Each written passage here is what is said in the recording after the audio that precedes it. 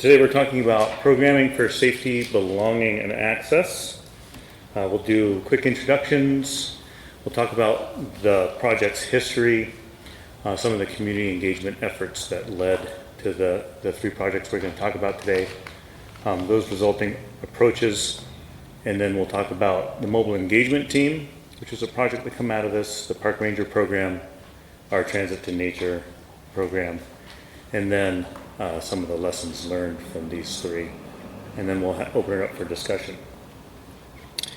So, quickly, I'm Gabriel Avilamuni. I'm a special projects program manager with King County Parks. With me, I have David Lee, who's our Park Ranger supervisor and was the lead for our mobile engagement team, and Helen Parr, who's our partnerships and engagement project manager and is the lead with Metro for the Transit to Nature program. So for those of you that may not be familiar with our system, King County is a pretty large county. You know, we have, it goes from the shores of Puget Sound all the way to the Cascade foothills, from Bothell in the north almost all the way down to Tacoma, so a lot of geography. And within that we have 205 parks, some, pretty large regional parks like Marymore Park at the north end of Lake Sammamish, and then to small pocket parks like White Center Heights and White Center in South Seattle. We also manage about 175 miles of regional trails, and those are some of the wide, flat, mostly paved, mostly low grade trails throughout the Puget Sound region. There's about 300 miles regional trails in King County. And those trails are part of the larger Leafline Trails network. That's a 4-county network that goes from Snohomish through King into Pierce and part of Kitsap. And so we manage about 175 miles of that. It's like the Burt Gilman Trail or the Sammamish River Trail. We also have about 215 miles of backcountry trails within our system, from small trail systems like ones you can find out on Vashon Island to some of the larger trail systems like Cougar Mountain and Squawk out in the Issaquah Alps. And then we also manage about 28,000 acres of open space that's actively managed for us. Some of that has public access, some of it doesn't. And then later when you get the slides, you can click on that link and there's a video that we have that sort of explains and shows you some of those places. So King County Parks is I think is really on the front lines of preserving some of those last best green spaces from urban sprawl in King County. So what we're going to talk about today, these three programs that David and Helen will talk about, really extended out of this 2022 Open Space Plan update. We have to update our Open Space Plan every 6 years. And in the past it had been sort of an exercise that we would do to make us eligible for grants. But this one, we really decided to focus in on community engagement. And some of what we did was, there were other efforts that were going on at the same time, like the Strategic Climate Action Plan, sub-area planning. And we really wanted to listen to our communities and our customers. And so we put out a large customer satisfaction survey. We also surveyed key partners, community-based organizations that we worked with to get their feedback. But really, one of the things that we focused on was two main community need assessments that we looked into. One was, how can we make our facilities more welcoming, more accessible, and safe for folks? And initially, we started out with 3 focus groups, but we had such a large interest from the Latinx community that we ended up doing 2 in Spanish as well, so we ended up doing 5 focus groups. And those really informed a lot of what we started these programs with. So the first one was the Safety and Belonging Community Needs Assessment, and we really wanted to find out what people felt, what made them feel safe within our system. And it seems pretty obvious, but it's really nice to hear from folks. Coming out of the pandemic, there was such an increase in use. Yeah. Is this in order, 1 through 7? Not really. I mean, there's some of those. They're not really in order. Okay. I mean, all of these kept coming up in conversations, And during the pandemic, we had a massive increase in use, to the point that it really was hard for us to keep up with the trash that was coming into our parks. We closed a lot of our bathrooms during that time, so and put up porta potties that were getting defaced, and so it was cleanliness and maintenance was top of people's mind. They really wanted to come to a space that didn't have trash, that looked like it was well maintained. They also wanted to see other park visitors there. They'd like to see people from their community in the parks. That made them feel safe. Seeing some of our park staff there as well really helped them to feel safe. Our maintenance staff generally starts pretty early, and they open up parks, and then they do their rounds, and they're on to the next one. Physical amenities like lighting did come up. At this time, we were looking into a few programs that were like solar lighting projects that we're still pursuing. Having clear sight lines when we're maintaining a park, making sure that people can see around them, they're not trapped in by bushes or shrubs. Information was something that came up a lot, and not just information when they get to the park, but having information prior to going so they can really know what to expect and have clear expectations. Art came up a bunch. After this, we started a strategic arts plan that allowed us to figure out where we can best use art to bring community members in and give them a greater sense of belonging and safety. And then we had sort of a mixed feedback around law enforcement. Some people felt that, due to violence from police on people of color, that they didn't feel comfortable with law enforcement. Other people said they did. And so that was sort of mixed. The other thing that we did was this equitable access to parks community needs assessment. And this was looking into barriers that existed for people to get to parks, especially through using transit. Some folks felt that they really, didn't feel safe riding buses to parks. Our systems are not matched up. Some of the bus stops are blocks away from parks or miles away from parks or trails that they want to visit. People had that desire to maybe visit a park or trail with their affinity group, with a larger family or a larger group of friends, and doing that on a bus, on a trail system or taking multiple vehicles is often difficult, especially if you don't have any prior knowledge of going to that place. Some of the metro routes were inconvenient or infrequent to parks, to trailheads, and taking a bus from an urban center out to the Cascade foothills is a long bus ride.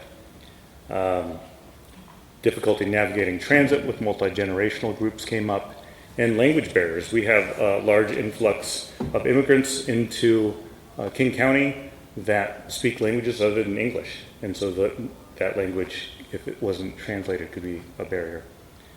And then just the inexperience or feeling intimidated with the process of trying to get to trails or parks using that.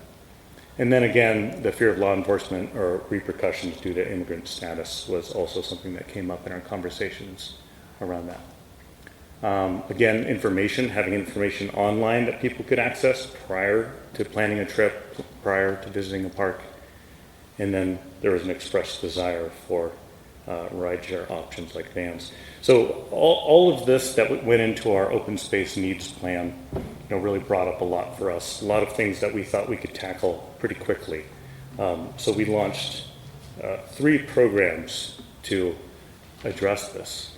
The mobile engagement team, which is one full-time lead and a group of interns that goes out into our parks to set up mobile welcome desks. And David will talk more about that. And then the Transit to Nature partnership was a partnership with Metro, where they had dedicated buses, and they've since expanded to the community van program. And then the Park Ranger program is a program that's pretty nascent, and David will touch on that one too. So yeah, I'll hand it over to David. Cool. Thanks, Gabe.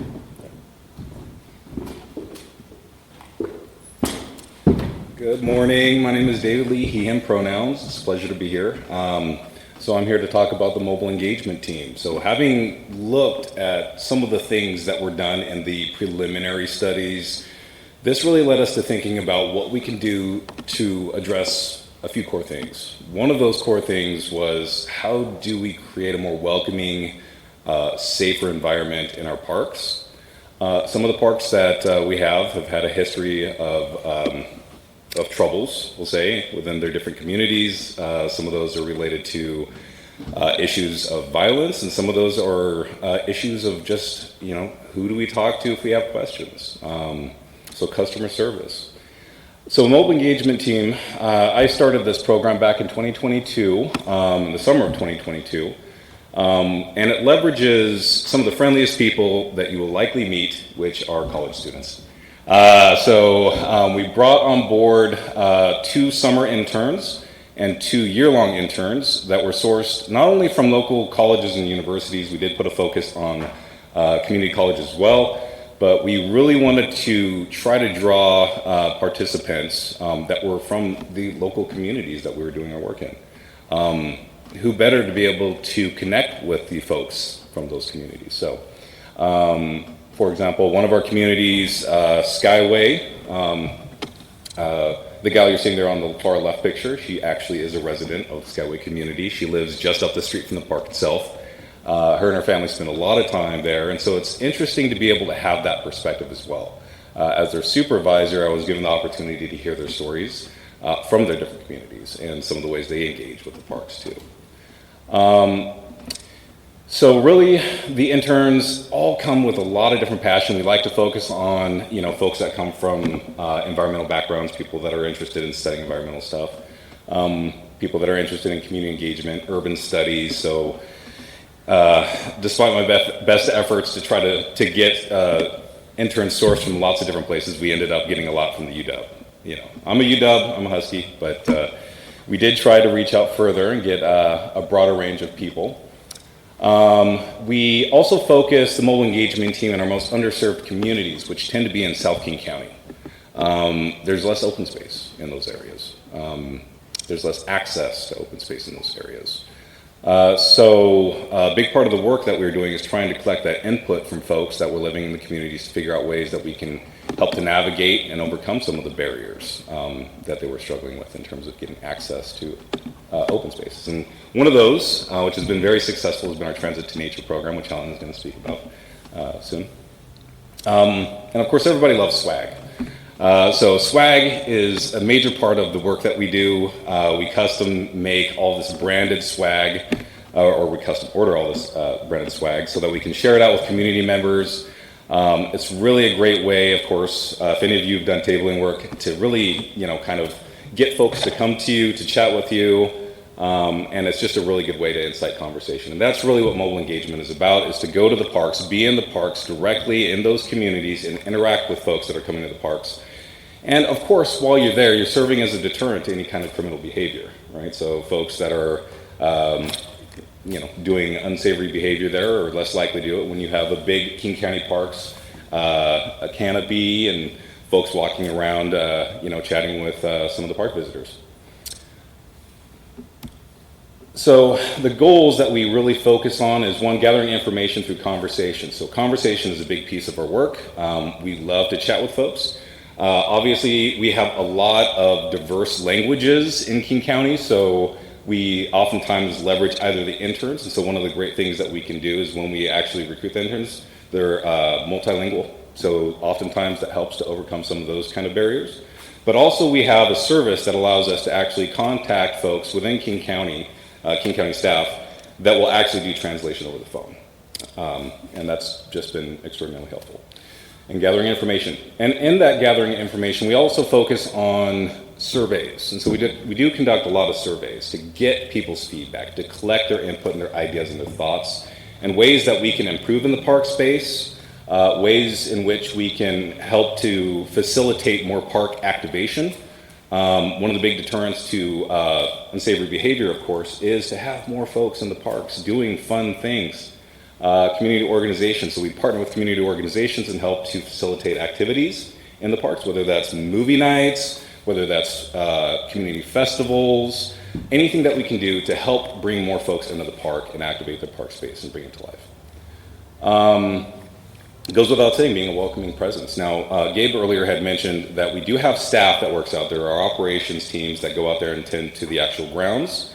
They do interact with the public and answer as many questions as they can, but obviously they have other agendas in terms of caretaking. So, being that physical presence out there with all the resources and information to have answers to the questions that people have, that's a big part of the work that we do. So, when we're tabling out in the parks, we bring all the information, some of which you're seeing in front of you, including the Leafline Trail Map. But we also talk a lot about our amenities, our services, and other nonprofits that are doing things. So we partner with the Washington Trails Association, Evergreen Mountain Bike Alliance, all these folks coming in, and we try to share their information with park visitors that are curious about things, ways in which they can engage with the park spaces. All of us are also trained in first aid, wilderness first aid. We're out there to also be kind of that emergency response team in the case that there's some sort of an issue. So if necessary, we will contact 911. If there's a medical emergency, we'll utilize our first aid skills to be able to help until emergency responders are able to arrive. And again, disseminating information vital to visitor enjoyment. And to be honest, when I first started the position, it was just a very basic fundamental structure. But I realized coming in that every community had something interesting and unique that they wanted to share with me about the ways they wanted to see the park grow, the ways in which they wanted to interact with the park spaces, different art activities, different festivals. And so it gradually started to grow into additional responsibilities where, in some instances, I would help to facilitate some of these events. So following insights collected from the Land Conservation Initiative final report back in 2017, we identified a number of what we call opportunity areas. These are the areas that I use to identify which communities need our attention the most, which ones really require us to be present and active in their spaces. Opportunity areas meet three criteria. So we have areas that meet the lower 1/3 of census tracts for income, areas in the highest 1/3 of zip codes for hospitalization rates. So a lot of that is public health source information. And residents in an area lacking open space within a quarter mile in urban areas or within 2 miles in rural areas. And so really there's that access piece or lack of access. Those data help me to identify where we should plot our different mobile welcome desks. And over the summer, it typically concentrates into the South King County areas. If anybody here has spent much time out there, it kind of falls within the Federal Way, Auburn, White Center, and Skyway areas. Okay. The mobile welcome desks determine the opportunity areas, determine field placement for the mobile engagement team at parks and at trailheads. During the summer, when park activity is the greatest, that's when we do most of our pop-up mobile welcome desks. In the off-season, oftentimes what we'll do is indoor external engagement. So we'll go to community events that they're hosting. We'll table at those events and share out all the park information that we can and answer all the questions that we can. And of course, enjoy the food that they bring. But also, I think that one of the big pieces of the work of the mobile engagement team is not just externally facing, but also internally facing at the interns, looking at what the interns are looking to acquire in the experience. Really having those conversations on a weekly basis to see if the experiences that we're sharing are things that are satisfying their interests, and if not, if there is anything else, also working with them and internal staff to be able to connect them with resources so they can grow professionally. So as of Monday of this week, I took upon myself was given the position of the park ranger supervisor. This is a non-enforcement role. The reason being is that many of the community members during some of the early engagement really wanted folks that were non-enforcement individuals that can answer questions, that can be that welcoming presence, and can provide people with the support and information that they need without feeling uncomfortable. So seeking to come up with different strategies that we can help to improve safety in our parks without being enforcement means, of course, partnering with local deputies. So much of the work that I am now involved in is coming up with operating procedures that will help us to understand the points at which we need to interact with law enforcement. Obviously, there's going to be a lot of interaction with park visitors of many different varieties, and that's going to include houseless populations. It's going to include people that might be having mental health challenges. And so the goal of the Rangers is to be a welcoming presence for all of those individuals and only turning to law enforcement if it's a critical situation that's beyond our capabilities. So again, focusing on creating a welcoming environment, providing park and trail information, very much like the mobile engagement team, first aid support, looking to coordinate with law enforcement for crime prevention, and also just working towards rules compliance. But what we're looking for in that regard is voluntary compliance. So a lot of education and outreach, a lot of discussions with folks to inform them of the park rules. So when folks are walking around without a leash on their dog, we approach, we can have that conversation with them, but it is not an engagement, authoritative position where we're forcing them to do anything. So if there's non-compliance, then of course we just keep track of that, and if necessary, we'll up-escalate to law enforcement. But the idea here is to work towards voluntary compliance and educate the public on park rules. All right, with that, I'm going to go ahead and hand it off to Helen to talk about transit to nature. Thank you.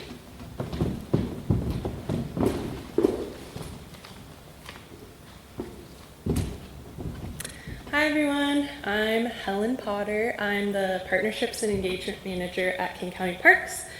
I started with King County Parks at the end of 2019, so right before COVID, and my role was to work on the Transit to Nature Partnership, and still is. So I work with King County Metro, but the first season that I would have worked on this partnership was COVID-19. So we did not have a trailhead duck program that summer. And so that is kind of going to come into play as I talk more about this. But Gabriel mentioned the community needs assessment we did, the equitable access to parks. That basically arose that summer when we didn't have a service. And so we basically were thinking about how we could reevaluate, how are we doing with our providing transit to folks to access nature? Like, are we meeting people where they want us to meet them? What are their needs? What are their priorities? So this is a partnership between Parks and Metro, and the goal is to really use these public transit options to close that barrier to access. We hear transportation as a barrier brought up a lot, and so at the time it was just Trailhead Direct, but since then it's expanded to also encompass another Metro program called Community Van, and that was because of a lot of the learnings that we got from that engagement. So we started working together in 2017. And then in 2023, so very recently, we expanded also to include Community Van.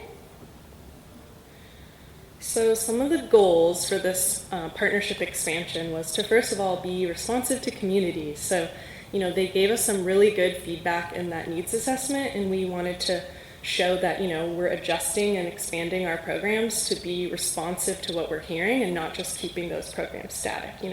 What has changed? There's always been barriers to access to nature, especially for historically marginalized communities, but then during COVID-19, you could really see those were really, really coming to the forefront. They were very exacerbated. I don't know how many folks live in the Seattle area, but there was huge conversations happening around this, and City of Seattle did this initiative where they shut down a lot of streets to create these stay healthy streets, to kind of give people outdoor spaces to sort of access, and the conversation around access to nature and using transportation was really at the forefront. So how can we be responsive to sort of these changing needs and situations? The other thing was, Community Van is an existing program, so trying to leverage programs that are already existing, but partnering with Metro in a way where we can, bring this program to the forefront more, and also think about how we can better connect the communities that were giving us this feedback with those programs. And then, increasing awareness and really focusing on how can we do this by partnering with community-based organizations, how can we work with multilingual media outlets.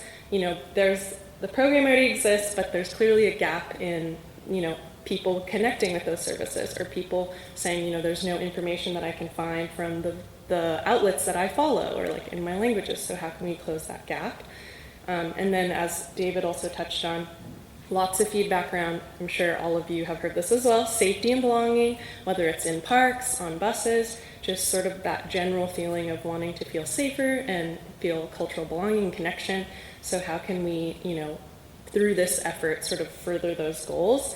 And we also work with a specific organization, and we fund these outings where they are an organization that have project managers that speak many different languages, and they do guided outings, and that's a really great way to kind of close that gap and get folks who are maybe relatively new or feel maybe uncomfortable in the outdoors to get out there and enjoy in sort of like an affinity group setting. So the Trailhead Direct service began in 2017, city to trailhead bus service. It runs during sort of the peak times when people are really getting outdoors, so spring and summer. This is a very popular program, I would say, has experienced rapid expansion and high demand. It originates in city of Seattle, and then there's some stops on the east side as it goes out to sort of the Issaquah Alps, Mount Si area of King County. That we've experienced, route additions. This past season in 2024, we served 8 trailheads.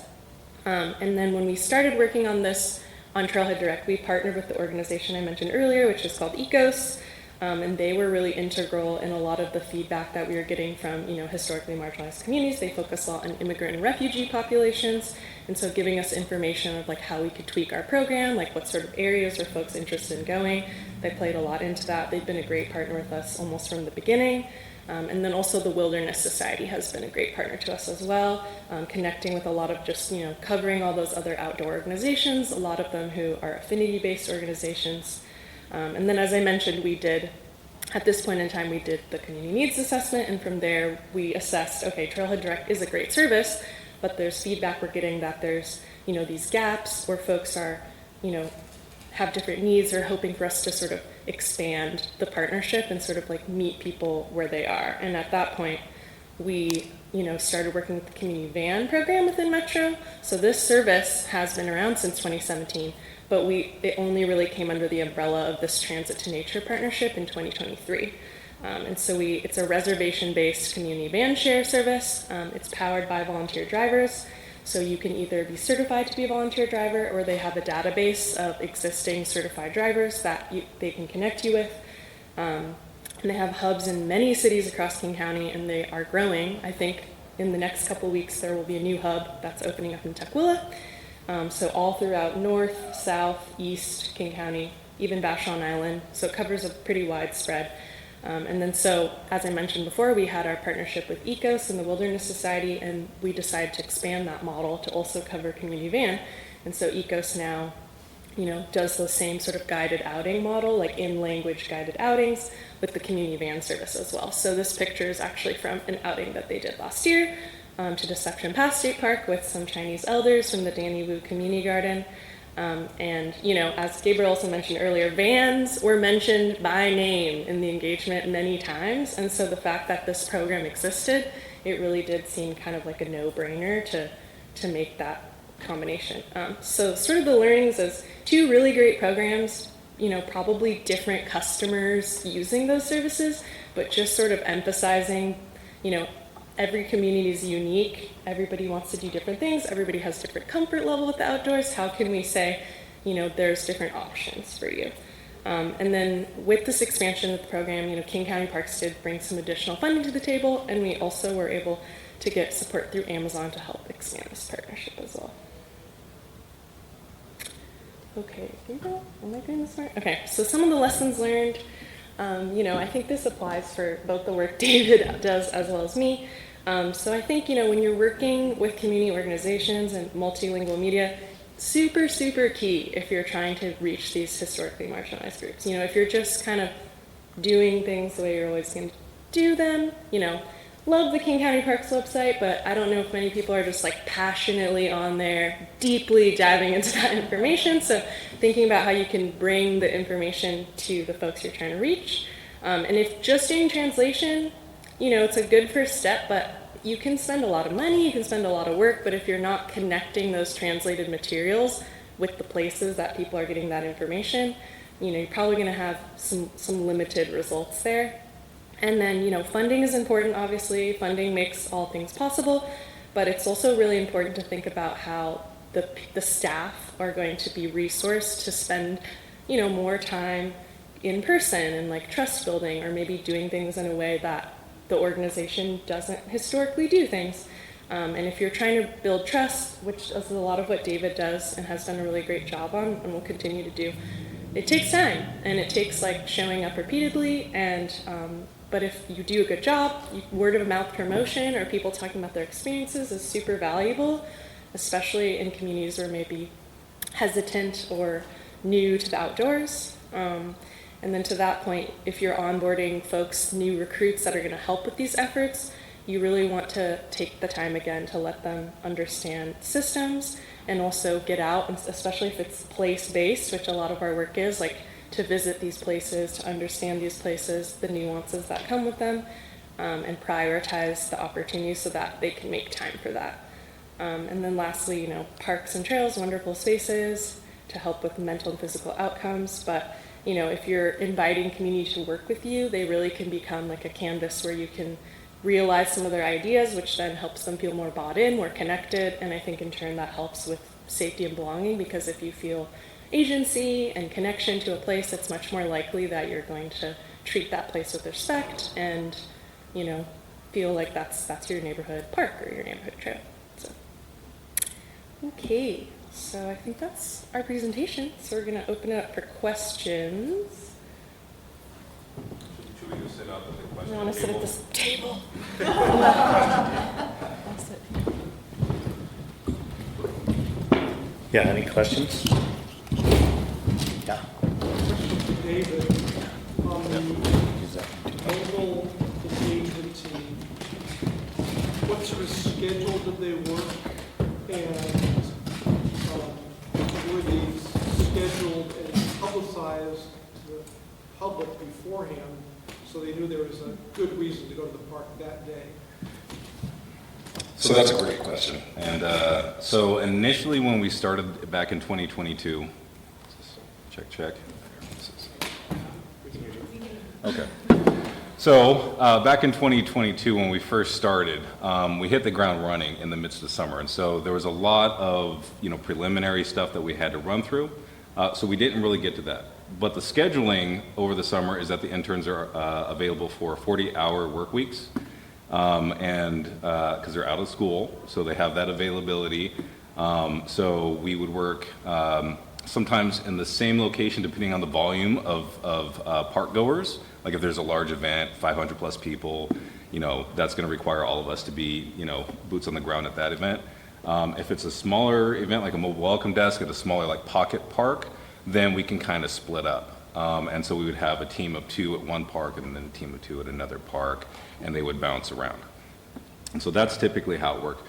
And the following year, there was discussion about us being able to actually utilize GIS to be able to give real-time location as to where mobile engagement team is at different parks. So that way that people can track us. And some of the other things that we provided is games. And so when we're out in the parks, we could set up badminton, we can set up cornhole and things like that, so people would be able to check it out. That's still something that we're working on, and it looks like that's going to be moving into this next year. So that's the way we're looking to engage with the public. Yeah. If I can just follow up, so what days, weekends are oftentimes more popular at parks, so what days did the teams work, and how long did they work at a park versus administration and transportation and setup? So during the weekdays, we'd usually work a shift that was early morning, 8 o'clock a.m. to around 3 or 4 p.m. And then on the weekends, that would be variable depending on the events that were happening, particularly over the summer. And so if there is a community event, such as at Marymore Park, we have our concert series that runs late into like 8 or 9 p.m. and that brings in 1,000 plus people. So it really kind of depends on the demands of the different parks. And what the availability is of the interns on weekends, since we're not trying to overload them on weekend work. So, yeah, does that answer your question? Yeah, Okay. thank you. Yeah, absolutely.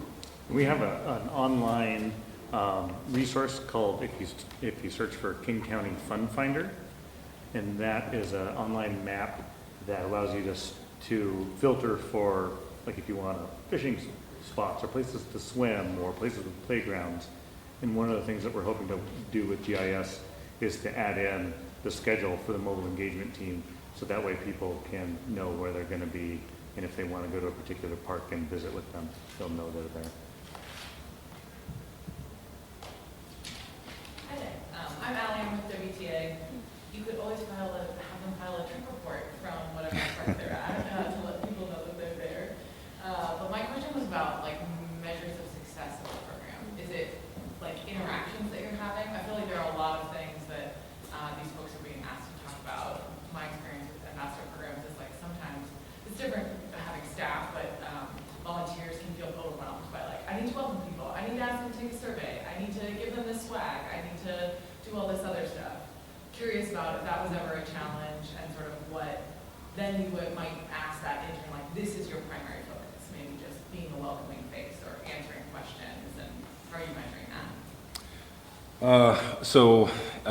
For the mobile engagement team, some of the ways in which we measure, we have what's called a Park and Trail Experience Survey.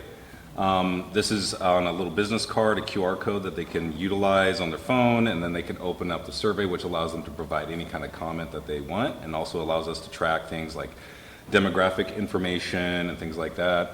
And ultimately, those cards are directly linked to our program. Nobody else is giving out those cards. And so those cards give us feedback on the work that we're doing, the quality of service that we're providing, and of any of the things that people feel that we could add to our work or detract from. What's the response rate on those? The response rate?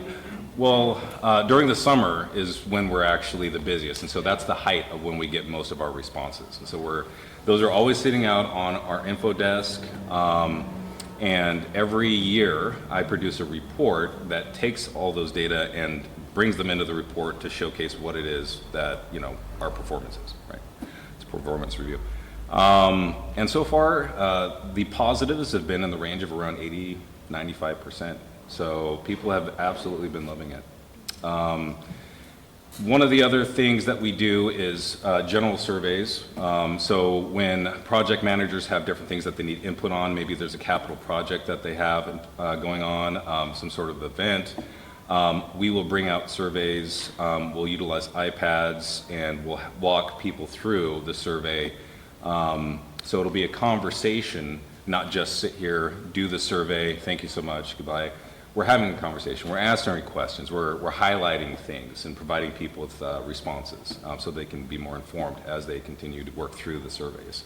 And those will be anything from improvement projects to new playground pieces to the latest one that we worked on was for the Skyway community, where King County Parks is looking to build a community center for the Skyway community, which is an unincorporated King County. That's what we do, unincorporated. Yeah, levy engagement. A lot of levy engagement. So yeah, those are ways that we collect feedback, and all those inputs are directly related to park service and or mobile engagement. Now with transit to nature, that's been, I guess, a little bit more complicated. Yeah, so with Transit to Nature, so we do contract with ECOS, and so they, at the end of each year, they will give us a report of like, this is how many trips we did, the participants, like things the participants said, and a lot of like feedback that we've used to tweak the services come from there. And then we also work with Metro to get like numbers of like trips that they've had and things like that. And since we do provide funding, we have like limited funding to cover like preloaded Orca cards for Trailhead Direct or trips with Community Van. We can also look and see like how many Orca cards were utilized or scanned, and then how many Community Van trips occurred. Thank you. Yeah, absolutely. There's another question. I think somebody will raise their hand. Yeah, I might have missed this, but are your interns paid or unpaid? Oh, yes, they are paid. They are compensated. They're all paid the same rate, unless as undergraduates, there's this pay scale for undergraduate students, and there's a different pay scale that's a little bit more for graduate level students. Yeah.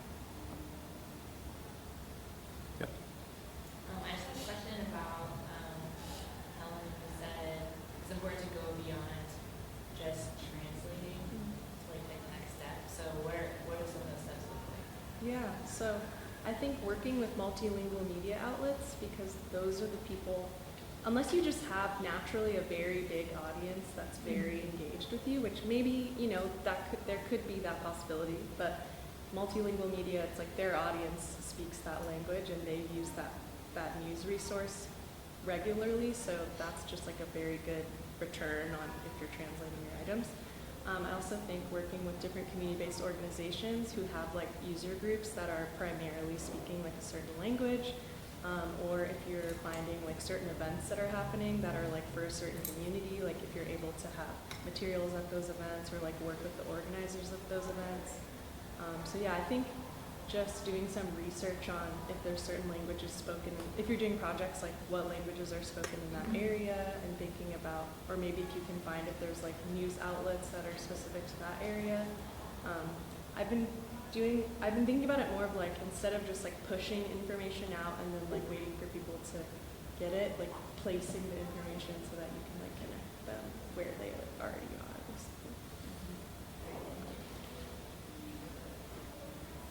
Any other questions? Yes. Hi, I'm Diane with the Bureau of Land Management, and I'm really interested in your Transit to Nature and Trailhead Direct program. And I know our local Link Transit has been working with trying to figure out just sort of transportation to trailheads and community vans. And I was just curious if you could talk a little bit about how you all fund that. And then you said there were 8 trailheads that the transit went to, and like what's the farthest out distance that you guys go, and then is there a charge to participants either for fuel or for accessing those trailheads? Yeah, so for Trailhead Direct, Could you repeat the question? oh, yeah, the question, I'll try my best. It was questions about, more information, funding, is there a cost to participants? Is there one I missed? And distance, like how far distance. out? Locations the that it transit goes, serves, it seems like. Okay, so Trailhead Direct, it is, so Metro is our partner, and Metro's bread and butter is like operating buses and vans. So we're very appreciative to them for that, and that's funded through, you know, their operations basically.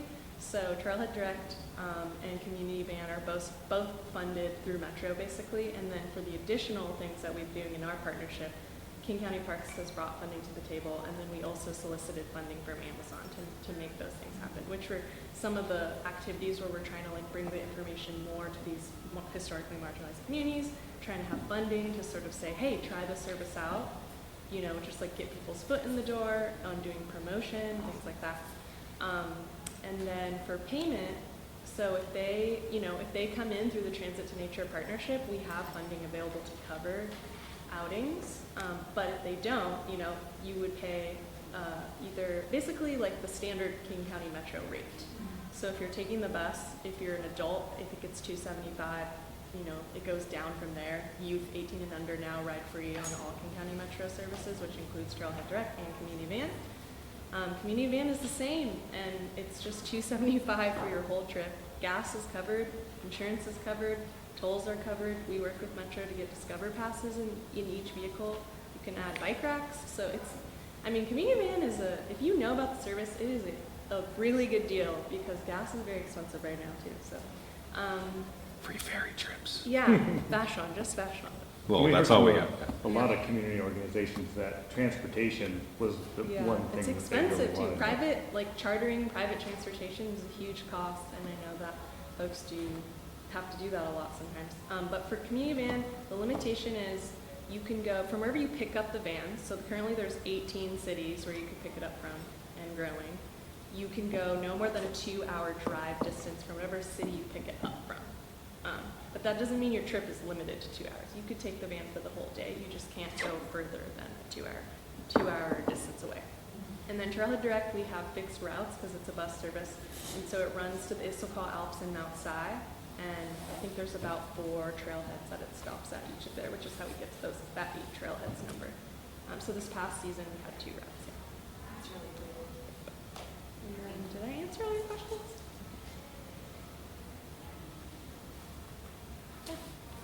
I'm Sonia Hartman with the Okanagan Wenatchee National Forest, and I'm curious about the funding from Amazon. Was that an established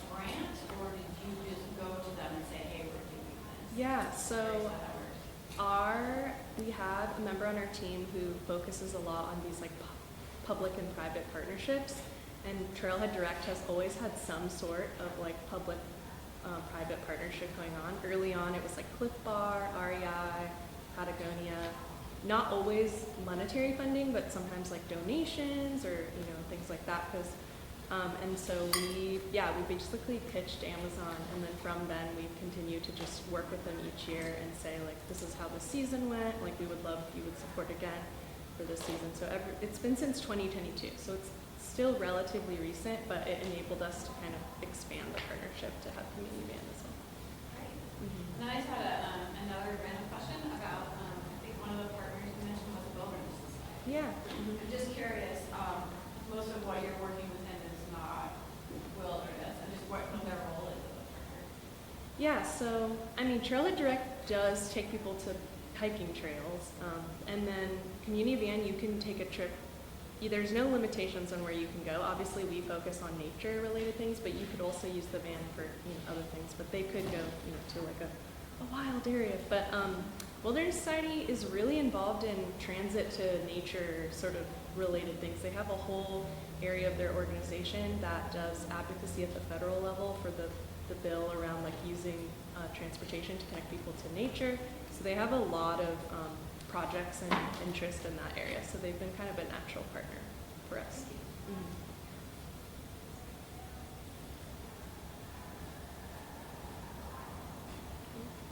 All right. Any questions?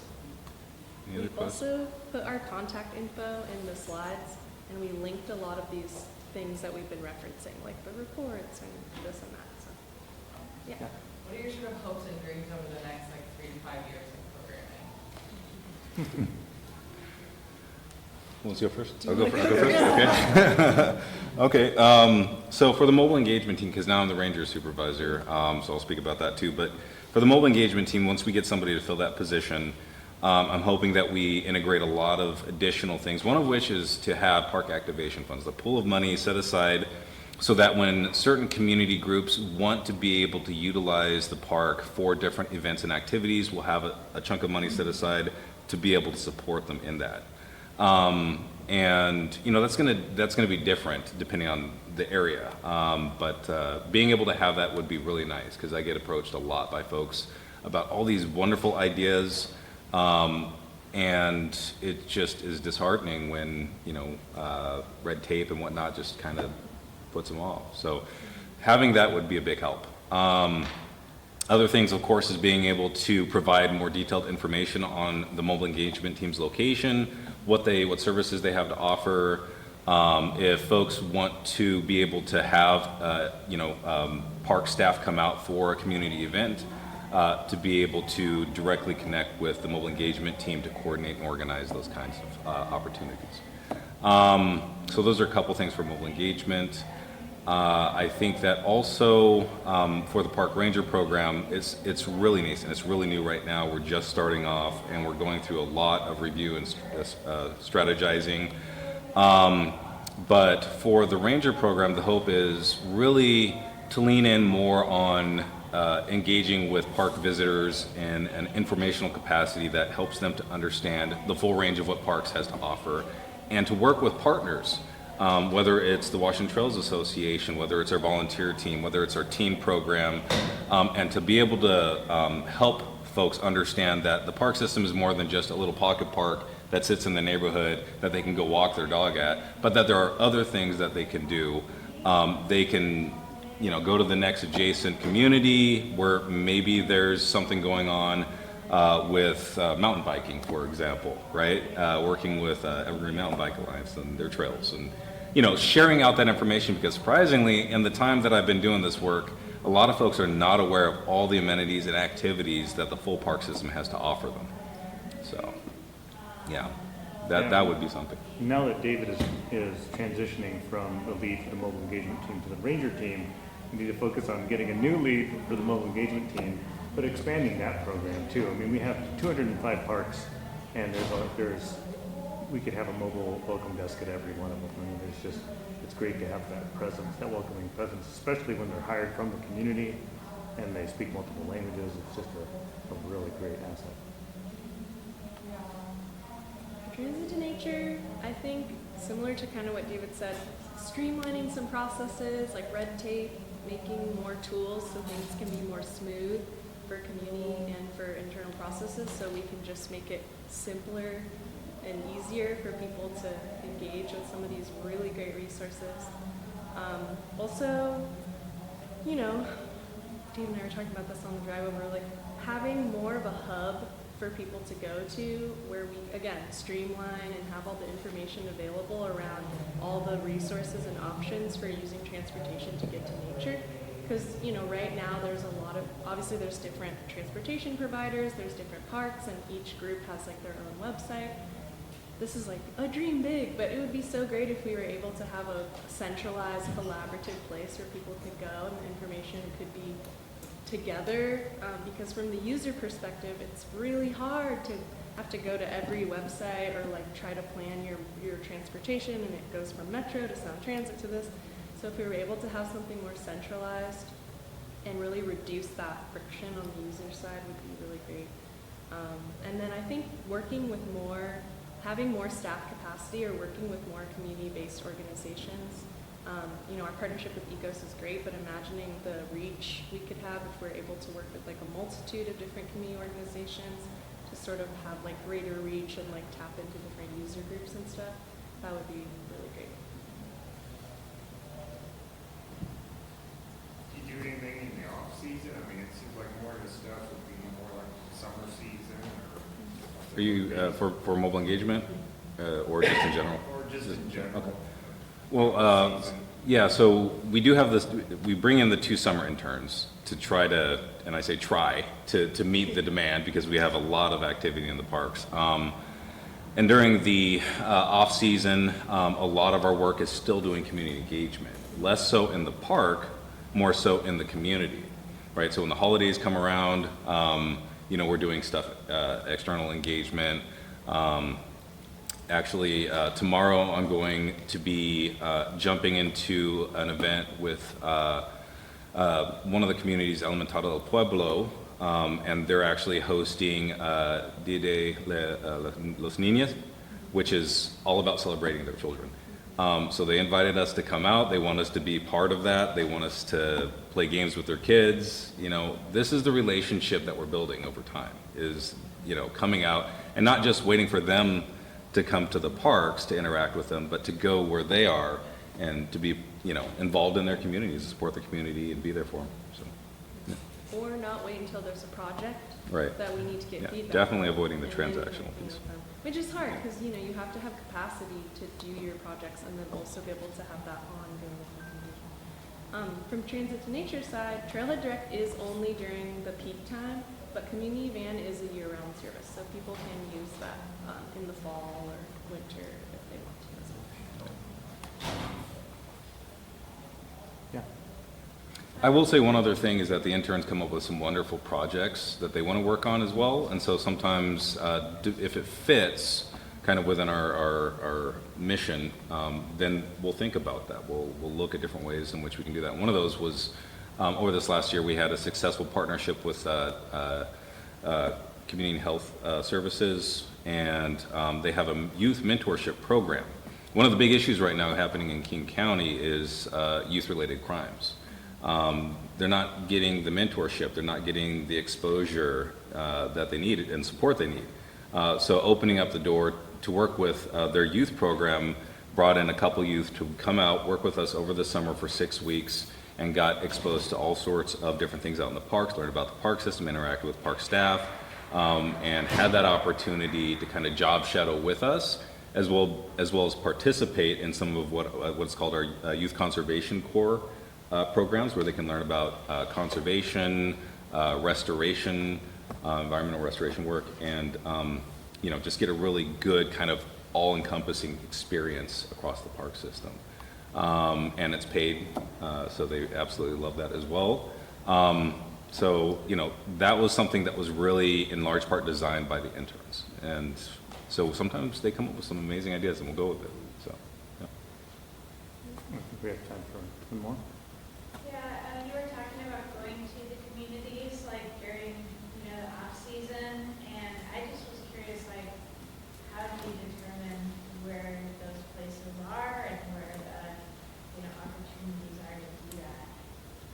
So over the course of the year, as I mentioned, the surveying, all the surveying that we do, so a lot of that is external, so around the levy engagement. One of the things that we're trying to do is avoid that transactional relationship. And so after those engagements, my team and others will come back and continue to work with those community organizations and interact with them and share information about events.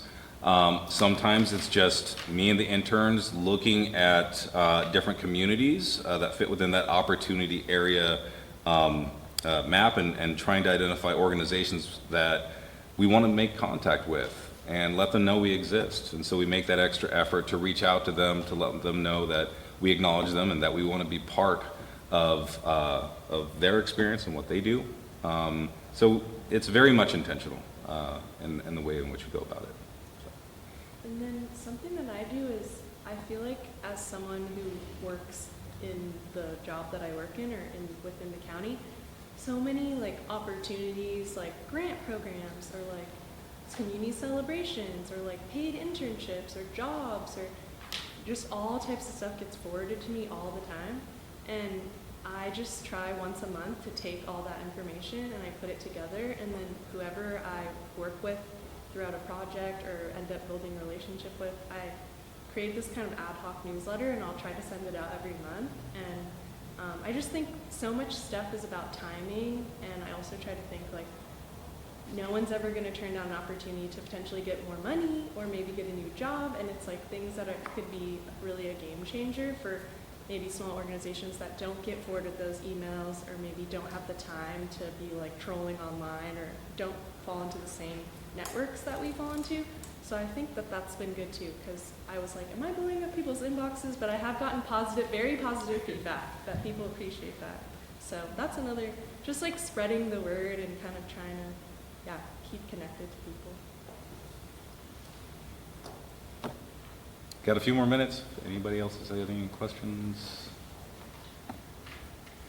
Yeah. It's less of a question, just a comment. This has been wonderful information because I think there's parallels I see in the next session as the ambassador program, and I see a lot of commonalities and strategies that could work. You know, basically having this happen in all these different venues, right? With all these different like national parks and forests trying to do this. I think it's just a great opportunity to share what's working and yeah, success stories and challenges and share partners and all that good stuff. So thank you. Thank you. Thanks everybody.